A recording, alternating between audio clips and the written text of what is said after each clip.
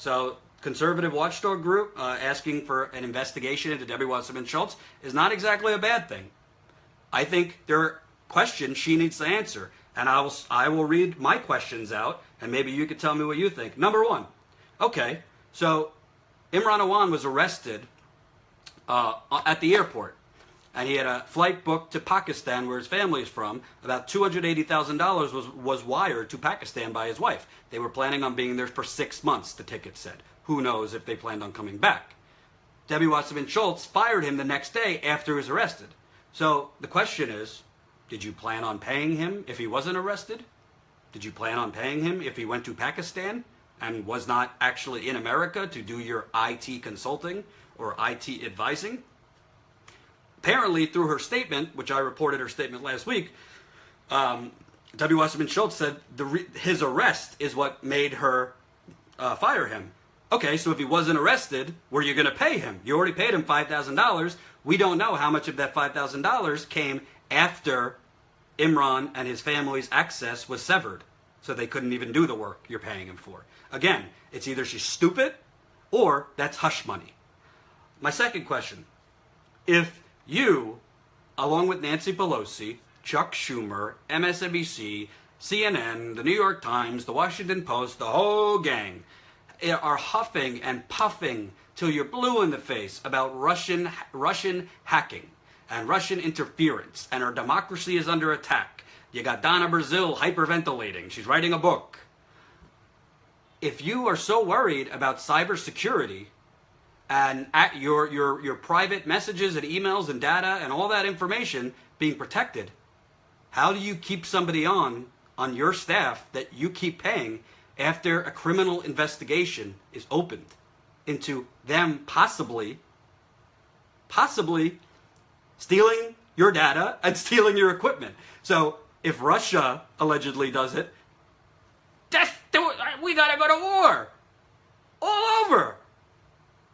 If Russia does it, we gotta go like that, go on CNN, go on MSNBC, but my own privacy, which I've already been a victim. I don't really think she's a victim, but I've already been victim to a hack or a leak. I don't think it's proven one way or the other, as you know. But so on one end, I'm going to scream and hyperventilate about cybersecurity and our democracy is under attack. But on the other end, somebody who's had access to my iPad password, my computer password, who set up emails, who has access to my laptop or had access to the laptop, I'm going to keep him on staff when he's under criminal investigation for stealing data and equipment, and all my colleagues have fired him? That is inconsistent, folks. That does not make any sense. Makes zero sense. You would not keep somebody on when you, last year, had all your information out to the public, and you are huffing and puffing about cybersecurity, yet this man is under criminal investigation. Every one of your colleagues has fired him. You keep him on. Now, in her statement, which I thought was kind of weak, she said she didn't see any evidence and she thought there was racial discrimination going on. Really? Really? I'm not saying there isn't racial discrimination that goes on in the workplace, but in this case, if there's reason to think somebody has literally stolen your data, stolen your equipment, you're going to say there's no evidence and you see possible racial discrimination? Well, why would they suddenly racially discriminate against Imran now and not for the 10 years he's worked for all the House Democrats?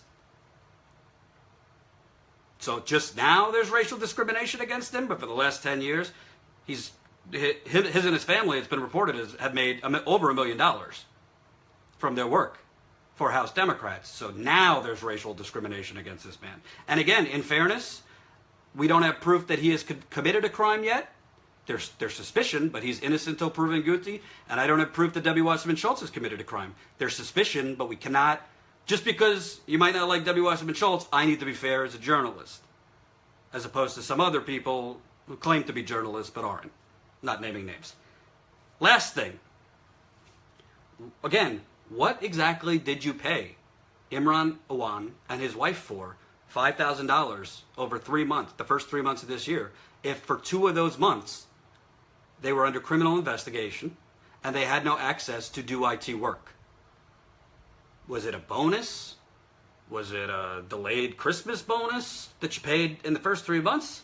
These are all common sense, not conspiracy theory questions. I, as a congressperson or a businessman, probably would not pay someone $5,000 for IT work if they didn't have access to even do IT work for me. Most people don't need advice on IT. They need somebody to do the IT for them. Before TYT, I worked in several office jobs. I never had an IT department that worked with me, or, that I worked for, that just gave me the advice on what to do and didn't actually go in and troubleshoot for me. Sometimes they would guide me, but overall, they had access and they went in and they fixed whatever the problem was. They set up whatever systems they had to. So these are very important questions that Debbie Wasserman Schultz won't answer. And let me tell you something. With a Republican Senate, a Republican House, a Republican president, who, by the way, has been retweeting stories about Debbie Wasserman Schultz, I think they're going to get their investigation into her. And this is the one case, I agree with the loony nutso Republicans, there should be an investigation into her. Because you know what? I don't care if you're a Republican, if you're a Democrat, or an alien. If there is a history of you having very, very suspect ethics, you demonstrating corruption, and now all these inconsistencies and questions, this needs to be looked in.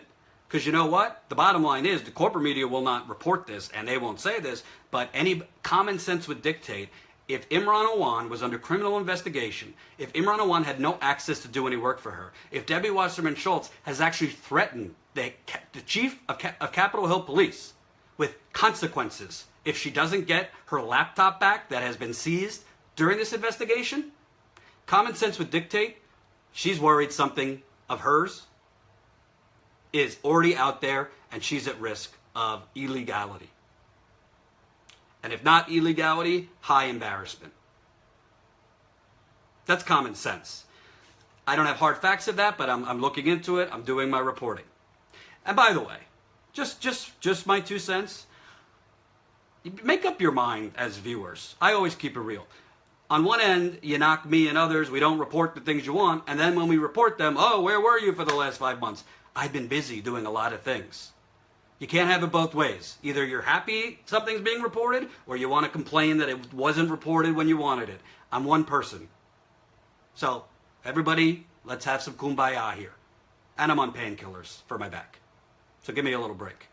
Now, I've reached out to Tim Canova. If you watched on Friday, I interviewed him live on TYT Politics Facebook.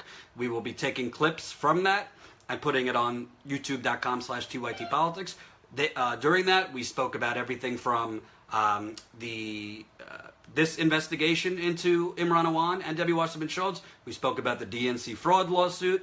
We spoke about his campaign against Debbie Wasserman Schultz, his second campaign, and what he's going to do differently. You can go watch that on TYT Politics Facebook, and we'll be putting up clips on youtube.com/TYT Politics.